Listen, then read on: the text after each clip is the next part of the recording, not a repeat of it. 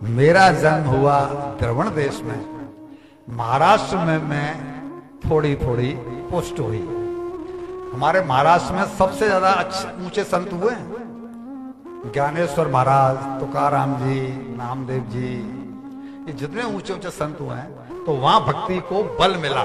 भक्ति कह रही है महारानी, भक्ति महारानी। यहाँ दक्षिण में ही, द्रविड़ देश मतलब दक्षिण में ही तो भक्ति, सबसे ज्यादा भक्ति का हम अगर ईमानदारी से कहें तो नॉर्थ में उतना भक्ति का वो नहीं है प्रभाव जितना के यहाँ पर है। यहाँ के मंदिरों में जितना भव्यता है, यहाँ के मंदिरों में जितनी शुचिता है, उतनी हमारे यहाँ अब नहीं रही, क्योंकि जन्म भक्ति महारानी का यही हुआ।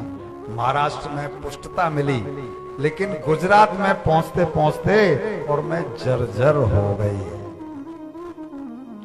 आज लगता है कि गुजरात का माहौल ऐसा है, गुजरात में घर घर में भक्ति है। उस समय पर रहा होगा, गुजरात का नाम शायद गुर्जर प्रदेश पहले जो था वो रहा होगा गुर्जर लोगों का। आज तो मैं देखता हूं कि गुजरात में घर घर में भक्ति है और हरे कृष्णा हरे कृष्णा हरे कृष्णा सब जगह चलती रहती है। बहुत ज्यादा शांति है गुजरात में।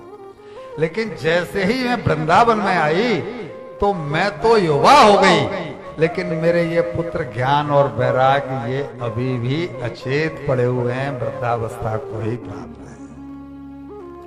इसे कहते हैं भूमि की प्रधानता। वृंदावन वो भूमि है, आहा। लेकिन वृंदावन के बारे में दृष्टिकोण होना चाहिए कि हम वृंदावन में हैं। गौड़िया संप्रदाय के जो भक्त हैं, मुझे गौड़िया संप्रदाय के शायद बहन जी दिखाई पड़ते हैं। हाँ, ये गौड़िया संप्रदाय से हैं। क्या इस समय तो कार्तिक के महीने में वहां पर क्या रौनक है जी, इसका कोई जवाब। नारद जी कहते हैं कि वो भक्ति महारानी ने मुझसे कहा कि मैं तो युवा हो गई, लेकिन मेरे ये पुत्र अभी भी यूं की तो पड़े हैं। ये जो वृंदावन की भूमि है ना, ये प्रेम की भूमि है। अयोध्या की भूमि काहे की है? तप की भूमि है। अयोध्या में आप देखेंगे साधु संतों को बड़ी बड़ी जटाएं होंगी और तपस्वी होंगे। वृंदावन में तपस्वी शायद उतने न हो, लेकिन प्रेमी बहुत होंगे। भगवान के याद कर करके आंसू बहा रहे हैं, रेत में पड़े हैं, ब्रजरज में पड़े हैं। ये भूमि की विशेषता वृंदावन की है। काशी ज्ञान की भूमि है और कुरुक्षेत्र कर्म की भूमि है। हर भूमि की अलग अलग विशेषता होती है।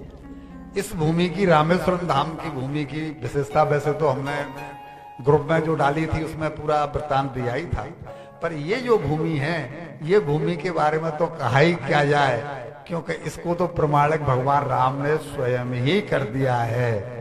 शंकर जी की प्रार्थना, शंकर जी की पूजा करके रामेश्वरम की स्थापना करके। इस भूमि की तो खैर कहा ही क्या जाए। तो वो कहते हैं कि श्रीमद् भागवत का सिद्धांत है कि जैसे भोजन के प्रत्येक ग्रास में हमें 3 चीज प्राप्ति होती है। हम भोजन करते हैं, पहला कौर मुंह में डाला तो एक तो तुष्टि, एक संतुष्टि और एक क्षुधा निवृत्ति। भूख खत्म हो गई, आहा टकार आई, संतुष्टि हुई, और एक तुष्टि यानी पुष्टि।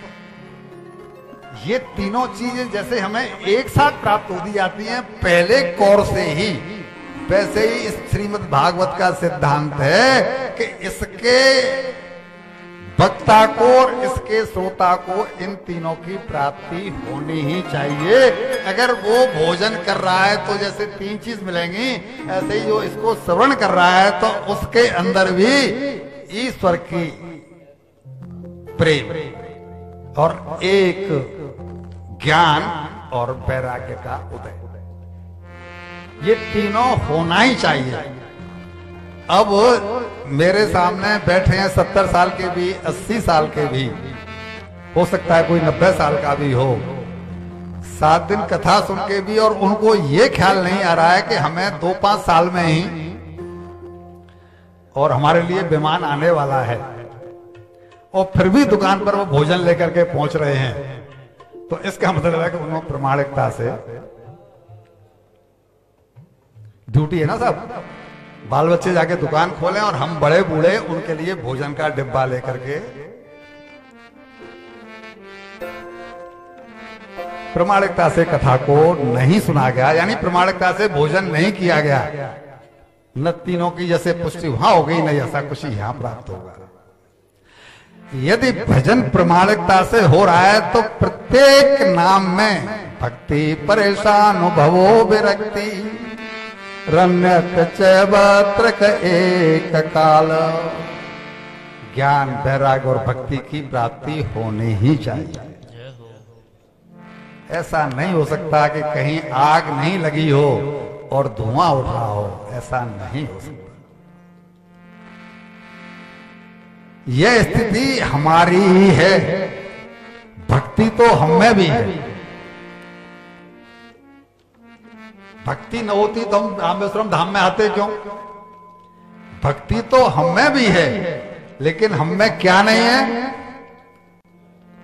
ज्ञान और वैराग्य से हमने दूरी बनाई हुई है। और एक बात जवाब दीजिए कि अगर ज्ञान और वैराग्य नहीं है तो भक्ति को संपूर्णता मिलेगी कैसे? किसी भी माँ का, चाहे वो 30 साल की हो चाहे वो 60 साल की हो, अगर बेटा दुखी है, बेटे तो ढोल रहे हैं मांगते हुए, तो माँ क्या खुशियां मनाएगी? भक्ति महारानी का दुख यह है कि मेरे बेटे जर्जर हैं। हम लोगों में अगर वैराग्य की अंकुर फूट जाए तो फिर समझ में आएगा ना कि मैं इस पैसे का करूंगा क्या? मैं क्यों नहीं वो काम करूं जिससे मेरे जीवन में प्रेम की वृद्धि हो, और प्रेम की वृद्धि केवल श्रवण से ही होगी। कथा, सत्संग, राम कथा, XYZ कुछ भी सुनते रहेंगे तो प्रेम की वृद्धि होगी, नहीं तो नहीं होगी। लेकिन देखते हैं कि साहब लोगों को यही नहीं मालूम कि श्रीमद् भगवत गीता क्या है और श्रीमद् भागवत क्या है। भगवत गीता का और भागवत का अंतर ही नहीं पता। आप बनियों के पैसे से, हम वक्ता तो करोड़पति छोड़ो अरबपति हो गए, वक्ता तो हम अरबपति हो गए, और श्रोता को अभी तो यही नहीं मालूम है कि भगवत गीता में और भागवत में फर्क क्या है।